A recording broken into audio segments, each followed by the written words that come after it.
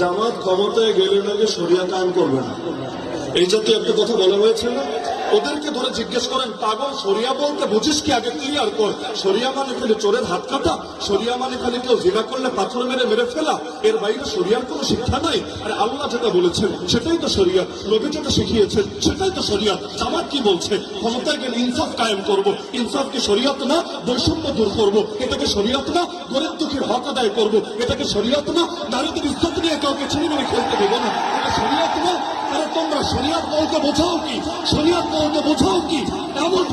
এমনকি তারা যে প্রলোভন দিচ্ছে ক্ষমতায় গেলে তারা শরিয়ত কায়েম করে উল্টিয়ে ফেলবে। এটা কোন শরিয়ত? গতকালও তো আমি দেখেছি, আমি নিজ কানে ভিডিও, সরাসরি তো ছিলাম না, এই মাঠের কথা বলছি। এই মাঠে আমার নাম ধরে নিকৃষ্ট ভাষায় গালিগালাজ করা হয়েছে নাকি হয় নাই? আমাকে আজকে এখানে আসতে দিবে না এরকম ঘোষণা এক অথর্ব দিয়েছে নাকি দেয় নাই? এই গিবত করো তোমাদের শরিয়ত, গালিগালাজ করো তোমাদের শরিয়ত, হুমকি ধমকি দেওয়া তোমাদের শরিয়ত, গুন্ডামি রাস্তারি করো তোমাদের শরিয়ত। বেটা ফাজিল ভণ্ডামি টাকা দাও না। যতদিন একসাথে থাকো তখন কোনো দোষ নজরে পড়ে না, যখন আলাদা হও তখন ফতোয়া দিতে দ্বিধা করো না।